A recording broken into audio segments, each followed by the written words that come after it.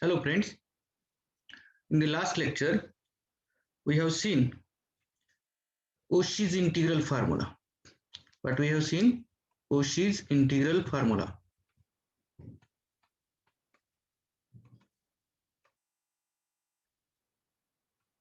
Right? And some examples on that. We have seen two Cauchy's integral formulae, one for first order and another for nth order. That means we have seen this formula. Fn at a is equal to n factorial upon 2 pi I into integral over gamma f of z upon z minus a to the power n plus 1 dz. This Cauchy's integral formula we have taken for general n, and one more formula f of a equal to 1 by 2 pi I integral over gamma f of z upon z minus a into dz. This was the second formula, right? These two formulae we have seen. First one, and this has a first one and this has a second one. What is the thing here? Whatever gamma is there, this point, if this point A lies inside this gamma, then this formula holds. If this point lies outside the gamma, then obviously f of z upon z minus a will be analytic everywhere on gamma as well as inside gamma, and in that case this integral always becomes 0. So that formula cannot be applied here because the integral becomes 0. That is f of a becomes 0, f dash at a becomes 0, f double dash at a becomes 0, and everything. So when this formula applies, if gamma is a simple closed contour and point A lies inside gamma, then we can find integral of f of z upon z minus a by using this formula, or f of a equal to 1 by 2 pi I integral over gamma f of z upon z minus a dz. This z can be replaced by xi, no problem. You can take anything, right? So xi is taken everywhere. So you can take xi also, no problem, right?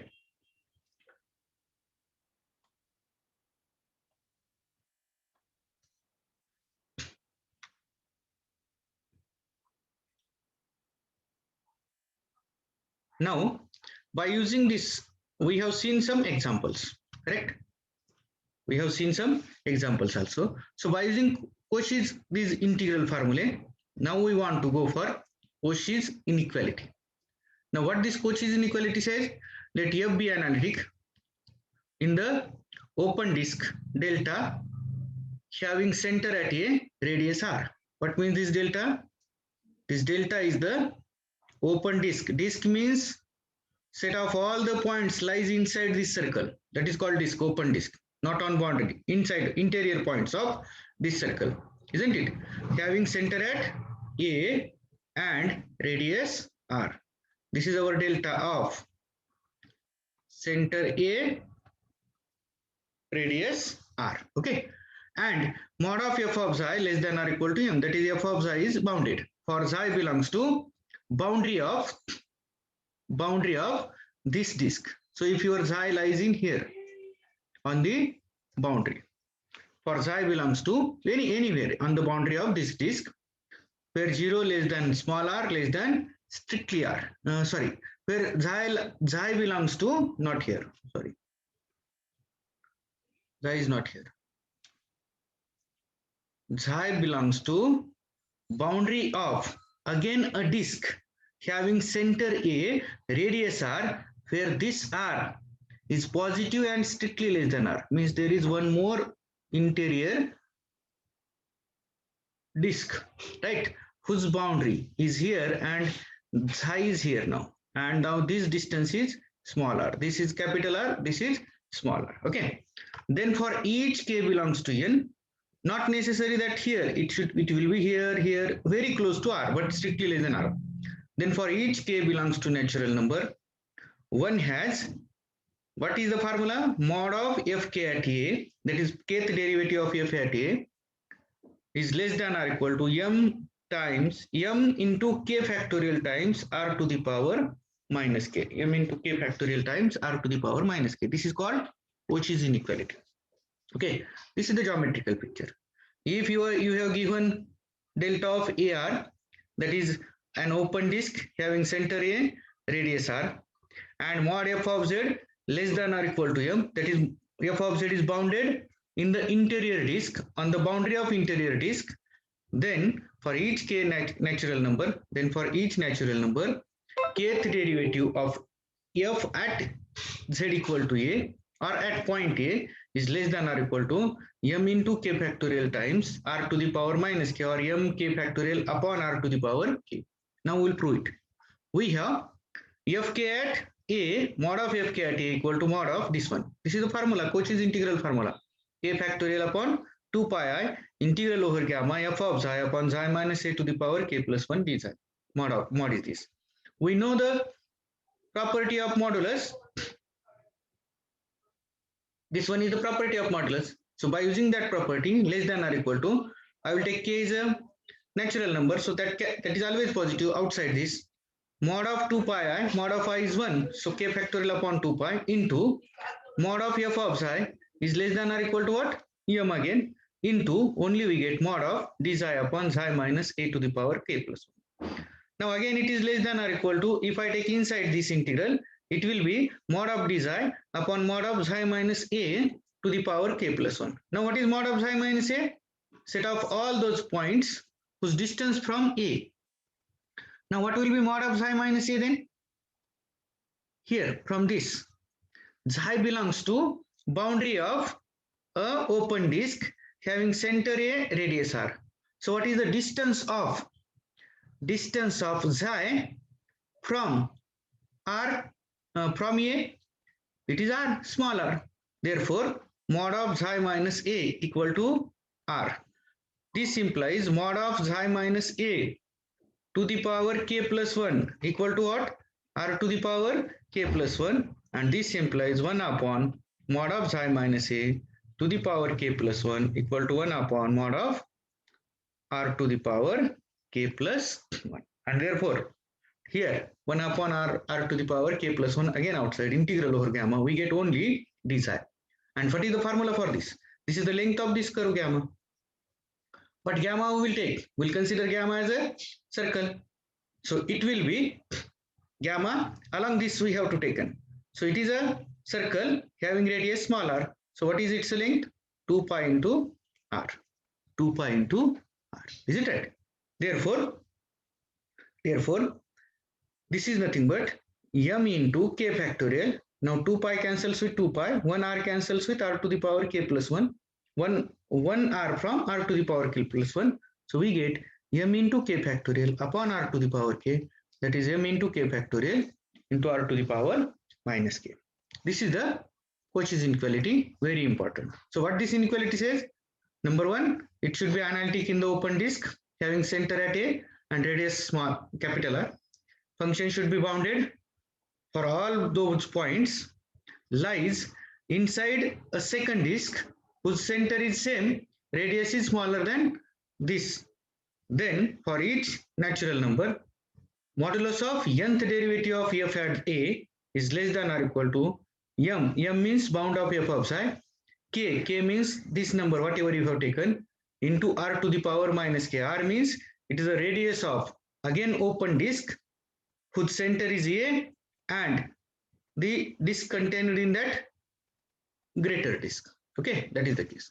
So this is your Cauchy's inequality. These examples we have seen in last lecture already, so no need to repeat all them. We have given. Now we have one more result. We call it as Morera's theorem. We call it as Morera's theorem. If n belongs to small n,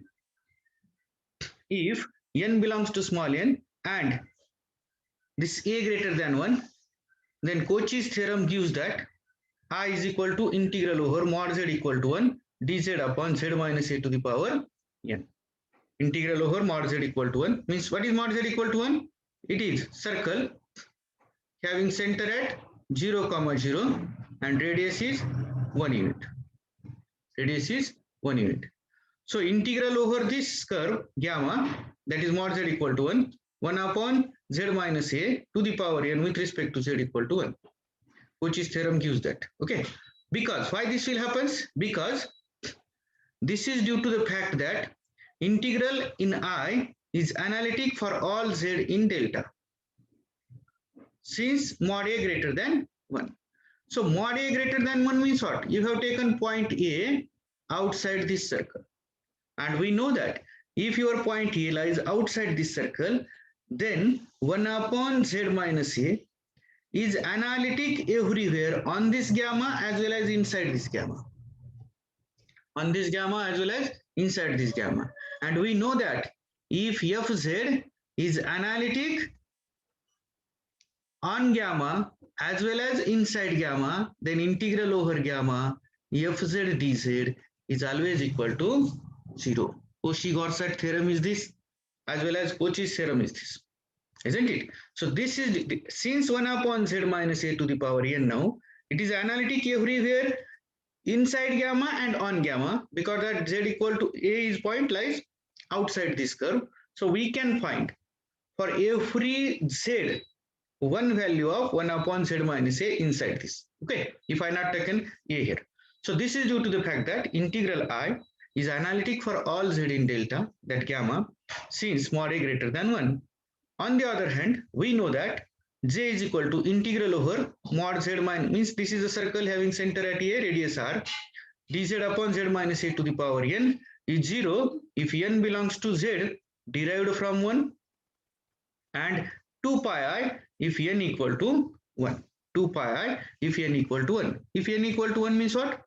We have seen integral over mod z minus a equal to r of z minus a with respect to z equal to, this we have already found.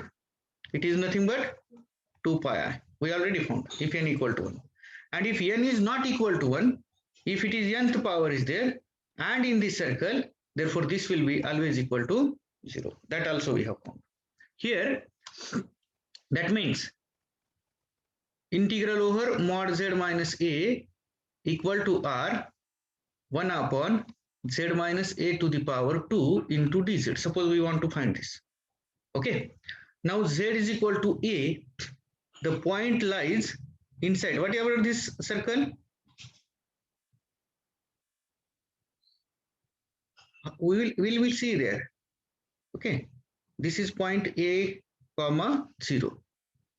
This radius is what? R. R is the radius. Then a lies inside this gamma. This is our gamma. Gamma is equal to mod z minus a equal to r. Okay. Mod z minus a equal to r. What is this z?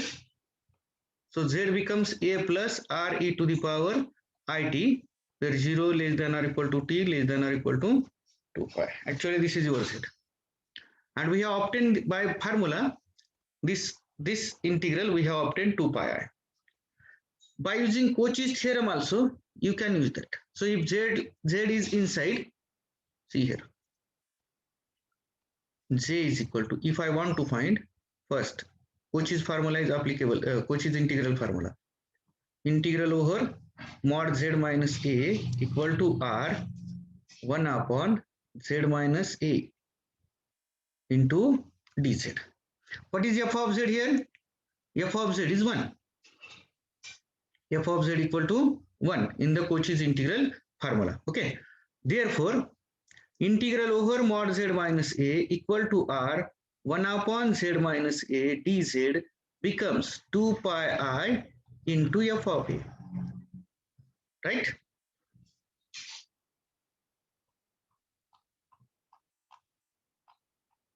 The formula says, see here. What is the formula for this one? Fk at a means f of a equal to 1 upon 2 pi I integral over gamma f of xi upon xi minus a into d xi. So integral over gamma f of xi upon xi minus a into d xi becomes 2i into f of a. 2i into f of a. And this is for kth. Okay. By using that formula, What you can say?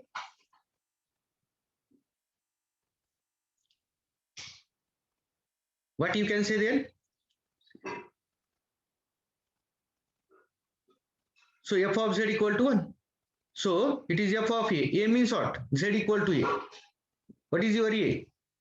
So f of z equal to 1. What will be f of a? F of a is again 1. So when do you get? 2 pi I. Now, what will happen? So your f second derivative or f dash at a becomes 1 factorial upon 2 pi I integral over that gamma f of z upon z minus a to the power 2 into dz for 2. First derivative power will be 2. What will happen? That means integral over gamma is your mod z minus a equal to r f of z upon z minus a square into dz becomes 2 pi I into f dash at a. Now our f of z is 1. Therefore f dash at z is 0. Not only f dash at z is 0, every next derivative will be 0. And so f dash at a becomes 0. So this value becomes 0. And therefore every time integral over this gamma f of z upon z minus a square dz is always 0. Integral over gamma f of z upon z minus a to the power 3, again it is 0. Therefore this thing will happen. It is 0 if n is greater than 1, that is derived if n is the natural number derived from n, and it is 2 pi I if n equal to 1. Here the non-zero result arises because of the fact that integral in j is not analytic at z equal to a, and this point lies inside the circle mod z minus a equal to r, which violates the condition of Cauchy's theorem. Okay, that is the case. Even it is not analytic, then also integral may be 0. If analytic everywhere, we know that integral of this function is 0. But even if it is not analytic, then also it can be 1 upon z minus a, it's a dz becomes 0. That is the case. Now we'll go for statement of Morera's theorem. Suppose that f is continuous in an open set D with the property that integral over c f of z dz equal to 0 for each closed contour c in D. Then f is analytic.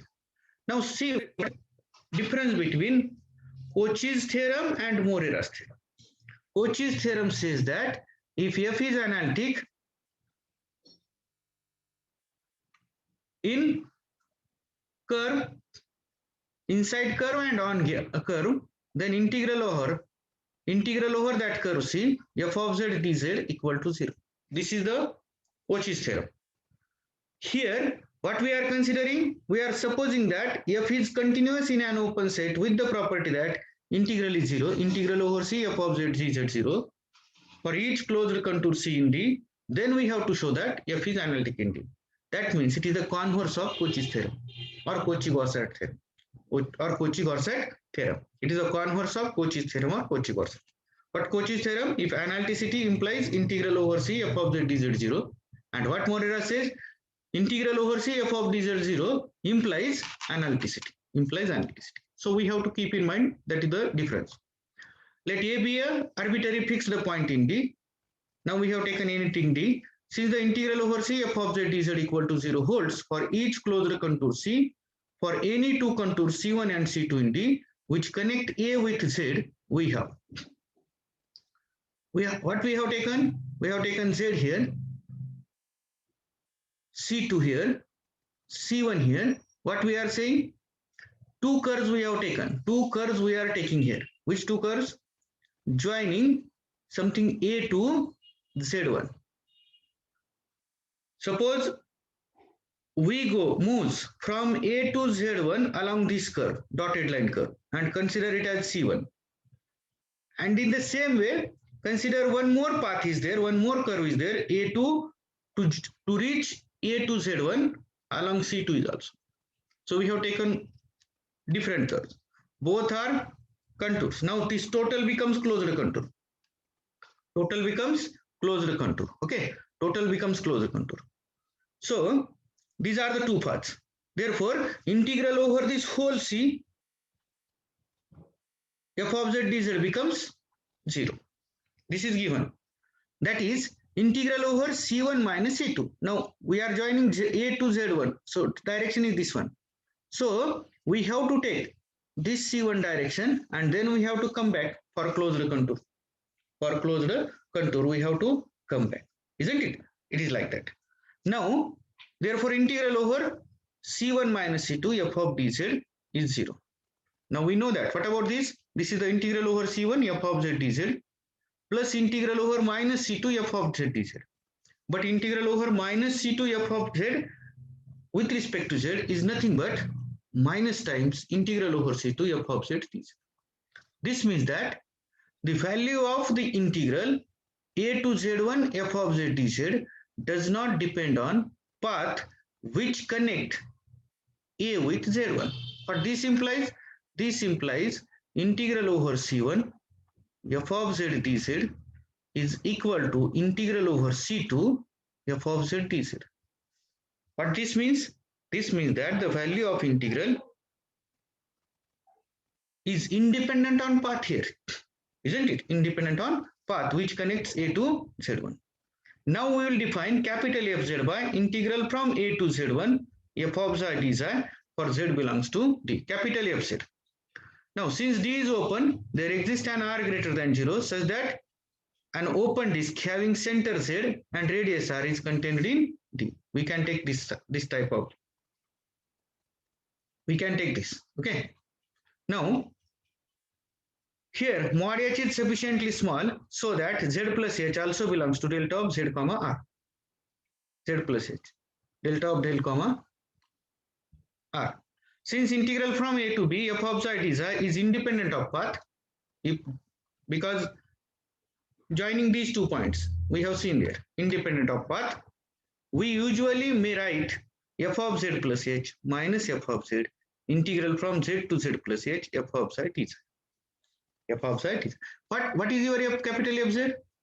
Capital Fz is a to z1 f of z dz. What is it? What will be f of z plus h? Here f of z plus h becomes integral over a to z1 f of this becomes z plus h. Second point is here z plus h f of z dz, and therefore f of z plus h minus f of z becomes z2 only z plus h f of z dz. So that f of z plus h minus f of z upon h becomes minus f of z becomes 1 upon h integral from z to z plus h. For this we have taken this one first, minus f of z dz. For this small f of z is there, minus f of z dz there. Okay. So this is your f of z plus h minus f of z upon h. What is it? Integral 1 by h integral from z to z plus h f of z dz, and minus f of z is there, and minus f of z is there. What about this minus f of z? Okay, minus, what about this? This is nothing but integral from z to z plus h 1 upon h integral from z to z plus h f of z dz minus only f of z. Only f of z. Now what we are doing? We are writing 1 by h common in all these two. So it will happens 1 by h into bracket integral from z to z plus h f of z dz minus h into f of z only. This is h into f of z only. How you can write h into f of z now? This is nothing but integral from z to z plus h f of z into dz. Why? As f of z is independent, you have to take integral with respect to z. So this becomes f of z into z plus h minus z, that is h. So h into f of z can be written as integral from z to z plus h f of z with respect to z. That's why we have written this one. Okay. Since f is continuous, it follows that mod f of z plus h minus f of z upon h, mod f of z plus h minus f of z upon h minus f of z, this is modulus, less than or equal to 1 upon mod h times integral from z to z plus h f of xi minus f of z into mod t psi. We have taken just modulus.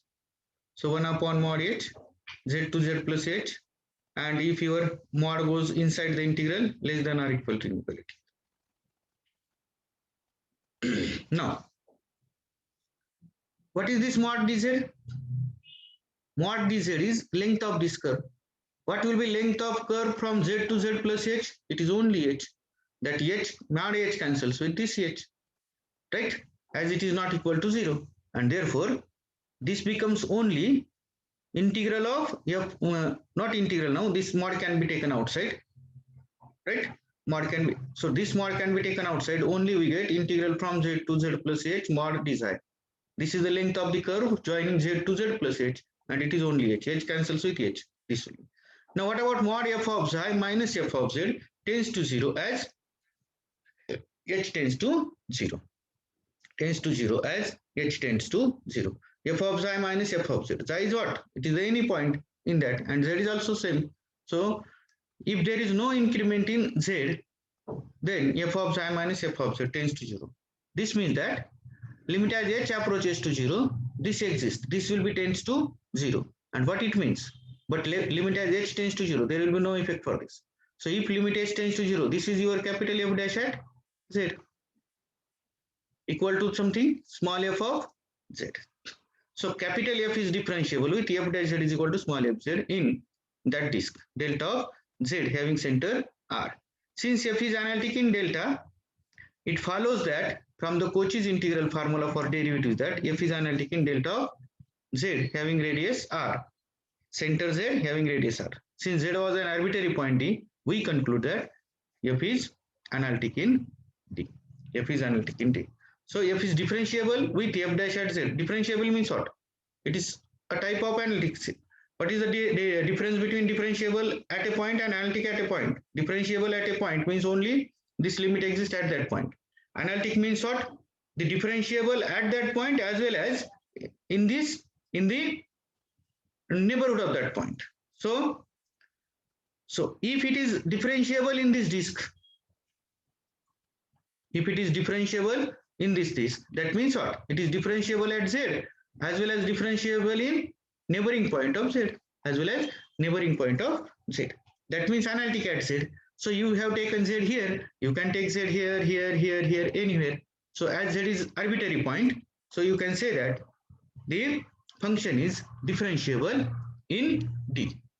Function is analytic in d, and therefore this proves the result. We have a small Riemann's removability theorem also, which is a corollary of that. Suppose that f is continuous on domain D and analytic on domain D, one point derived from Z0, for some Z0 belongs to D, then f is again analytic in D. By using that same, it is enough to prove that the result for disk mod z minus z0 less than epsilon. By Cauchy's theorem for a disk, we have integral over C f of z dz equal to 0 for all closed contour C inside this disk. Because Cauchy's theorem says that if there is only one point, then also that integral becomes 0. Hence f is analytic on mod z minus z0 less than epsilon by Morera's theorem. If this integral is 0, then f will be analytic. Okay, this is nothing but the Riemann's removability theorem. Riemann's removability theorem. So these three theorems are important here. Riemann's removability is not that much, but this one is there. Morera's theorem is the converse of Cauchy's theorem. Morera's theorem is the converse of Cauchy's theorem, which we have proved, and Cauchy's inequality is there. We have seen again Cauchy's inequality with some examples. There are some examples on integrals. I think we have discussed this example. Then this example is also discussed. Right? Okay. Mod z equal to 1, z plus 3 upon z raised to 4. We have used for all these examples, go through all these examples, just we have used here Cauchy's integral formula, and you can solve them. So you go through all these examples. So this will finish our complex integration in all. Okay. For today's lecture, we will stop here.